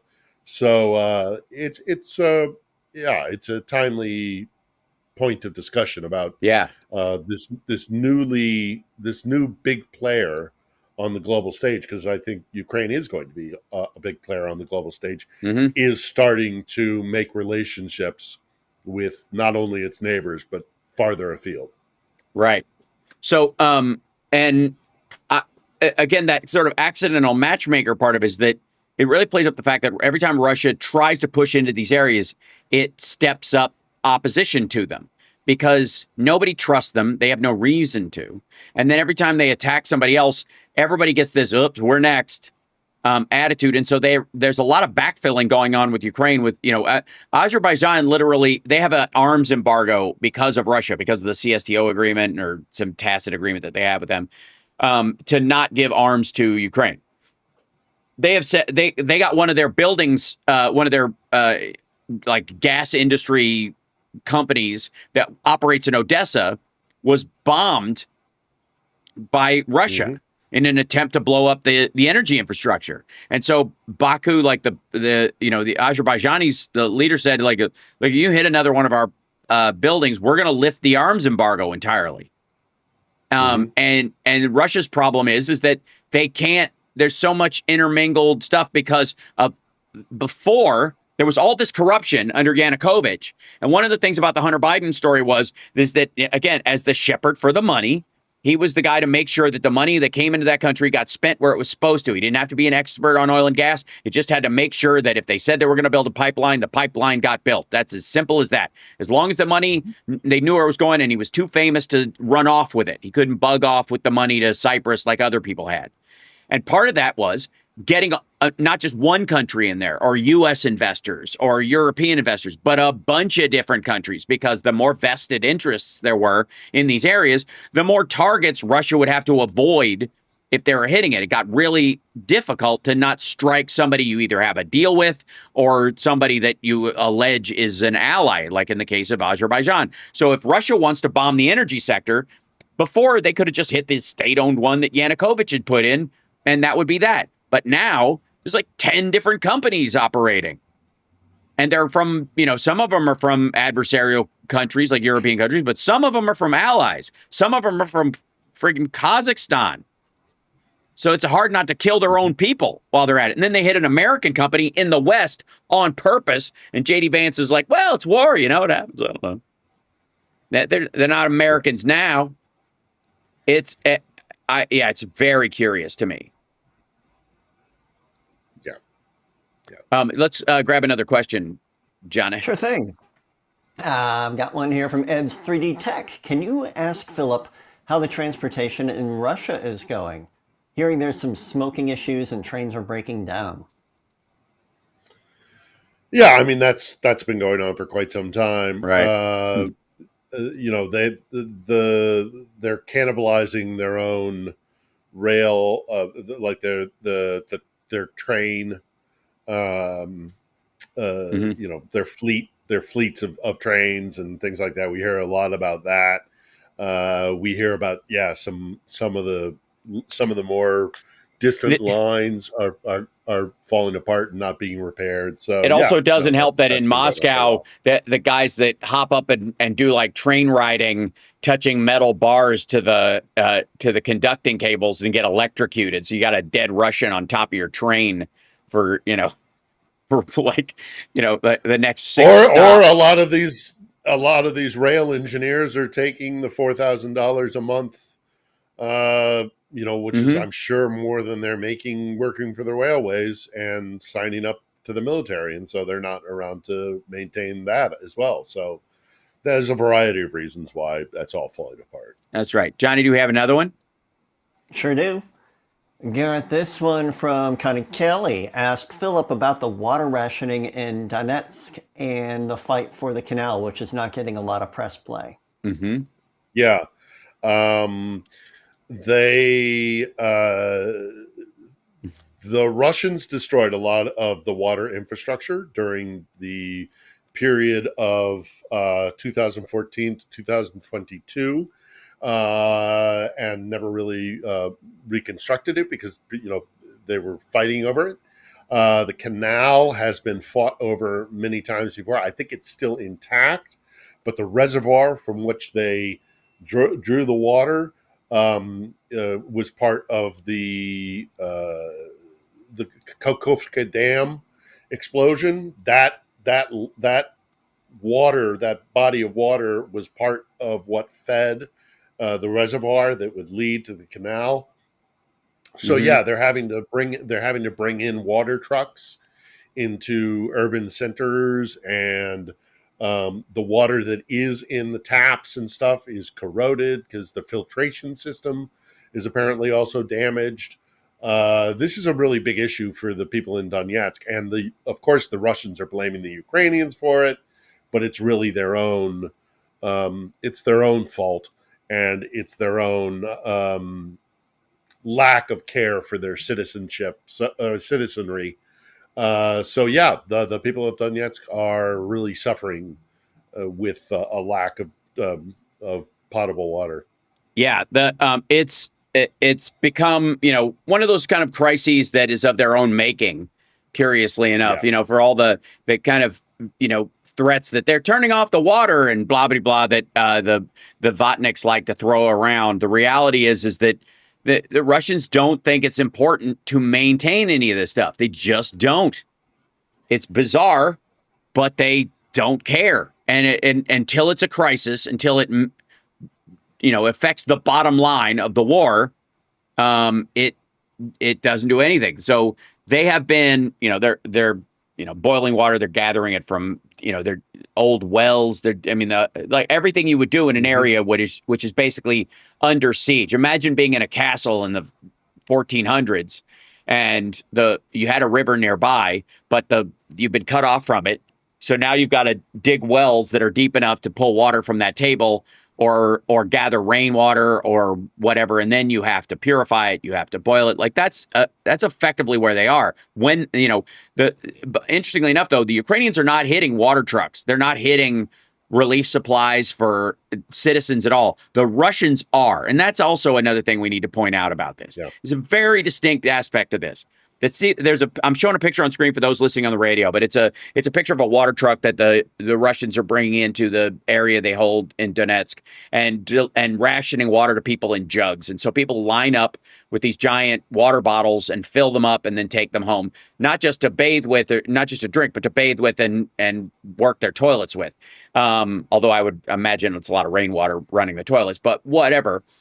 Point being is that the Ukrainians are allowing these trucks through. The Russians, use trucks like this to carry weapons and all this kind of stuff. But the Ukrainians have decided it doesn't matter. If some weapons get through, that's the price you have to pay to make sure that you're not, people aren't dying of thirst and you're not a war criminal in this situation. They are making that decision, which means, Netanyahu, it can be made. These kind of decisions can be made. You can recognize a real problem in a war zone and still go, you know what? Tactically, morally, there's a better way. And the Ukrainians are making a point of this. Again, these people are standing in line in the sunshine, getting water from this water truck, and they have no fear whatsoever of the Ukrainians hitting it. That's one of the factors I don't think gets stressed enough.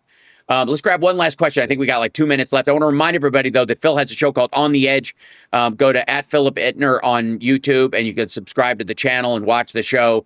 I think they have a new episode tomorrow. He thinks there'll be a new episode tomorrow. Come hell or high water or beat the band. And Johnny, what's that last question for Phil? This is from Damon Dog. Please ask Phil if he's seen the new German air defense systems just deployed to Ukraine. And if yes, what are his views? I haven't seen them in action yet. I'm aware of them. They look very impressive, and they'll probably be very good, in particular against drone attacks. It's good old-fashioned throwing a bunch of lead up into the sky sort of thing. But it seems very impressive. I haven't seen it in action, though. I don't know if it's going to be deployed. It's also a system, I think, that might not be deployed to Kiev. I think that might be going to other locations, more forward cities where they're more under attack of drones and things like that, or protecting troops against drone attacks. So no, I haven't seen them yet, but I have seen them, what they're capable of on video, and looked at the specs and all the rest of it. Yeah, the more the merrier. That's right. Thanks so much, Phil. Thank you, Johnny Million. And thank you, Chicago. Yeah. We love you guys. Happy birthday again to Devin. His birthday was yesterday. We will see you guys next week. Take care of yourselves and take care of somebody else. Don't forget to like, subscribe, share the show, and we'll see you next time.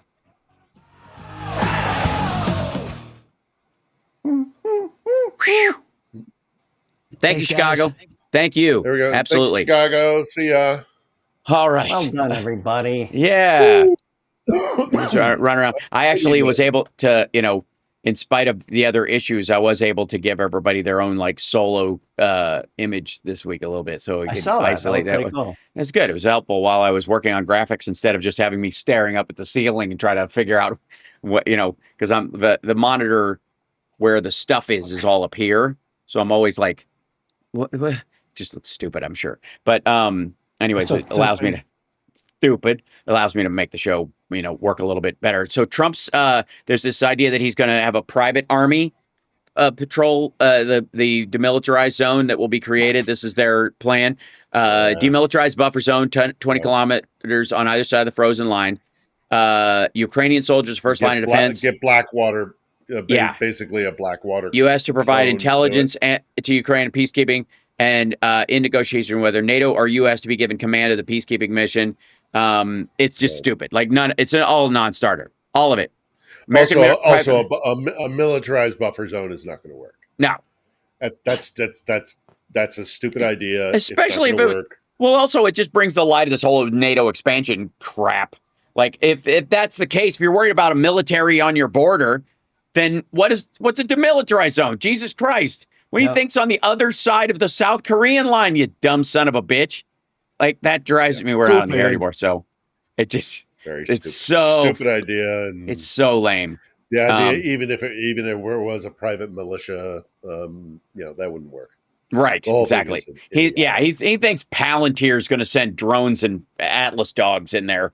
The Boston Dynamics dogs with laser beams on their backs, which eventually that might happen. But Eric Prince or something. Yeah, or maybe Eric Trump can just concrete the whole thing. He can just go in there and lay down sidewalks. All right, you guys are wonderful. I'll let you guys go. Thank you so much. Yeah. Have a great show tomorrow. Hi, well done from LA. All right. Hey, thanks. See ya. All right. Cheers, bye. See you later. Hold on, there goes John. And now I'm alone. I'm alone. You always love me some Mel Tillis. I'm alone. Probably good to see you guys there. Go Magoo. Yeah, you guys are awesome. Okay, I'm gonna let you guys go. This actually worked out. It wasn't too bad. Yes, I mean we had 2 issues, and neither of them were me. Oh, I can't do that because it auto tracks if I do that. I'm gonna turn it off. There we go. Yeah, see that camera follows me around. It's this camera's got like face tracking on it, and you turn it on and off with gestures, but if I just am using my hands, it can misconstrue the gesture, and it'll see that spooky. I need it. Which would be fine, by the way, if I could just have a big enough green screen. If the green screen was wide enough, I wouldn't give a damn. I'd create a set like that looks like it's going 50 feet in every direction. Thanks so much. I appreciate that, Katie. Wish me luck. I got to go rest my voice. And thanks to everybody who watched the show last night. I got to say, I had a great time last night. And maybe it was because Jody and crew were in the audience. Hold on one second. There's an update. And Brian was there and stuff. It was just nice, along with our, regular irregulars. So it was a good time. But like show wise, it felt like a rock solid show. I was like, that one I might need to turn that into a piece of vinyl. Yeah. There was no Friday Eye, Simon. There was not, because I was out. But I will be making up for it. I'm going to do little interim things, and then we'll have our regular show on Friday. I'm making a bunch of videos to dump on Rob, so I've been working on them. I had a bunch of them I was going to show him, and then he couldn't come. So I'm going to have even more by the time he shows up next time of stuff that I'm there. We're getting very close to being able to take footage and preserve the actor. And that's what matters more than anything to me. I think if we could find a way to bring production within the realm of the artist, not that I don't think there'll be big movies and big TV shows, because there absolutely will, but creatives will be able to do short films and stuff like that on a much better scale of quality by themselves. And I've always been a one-man band, so I look forward to that kind of stuff. I mean, it's what, After Effects gave you the ability to do that as well, but you can still, there's still giant teams that do big movies, right? That will change, no question. They did a great flush out. Thanks, Susie. Anyways, next time I just have to have switches so I can switch between them without having to click to get to everybody, because it's a little like on the screen that this is on, like the image and the line for which scene when I go from me to Phil to Johnny or whatever is like, it's like the text on the screen right here. It's not really helpful. So anyways, much love. I will see you guys later. Have a beautiful day, and I'm going to not talk so I can sing tomorrow. Would be a good idea. See, this is exactly it, because I don't have a button for goodbye. See you later.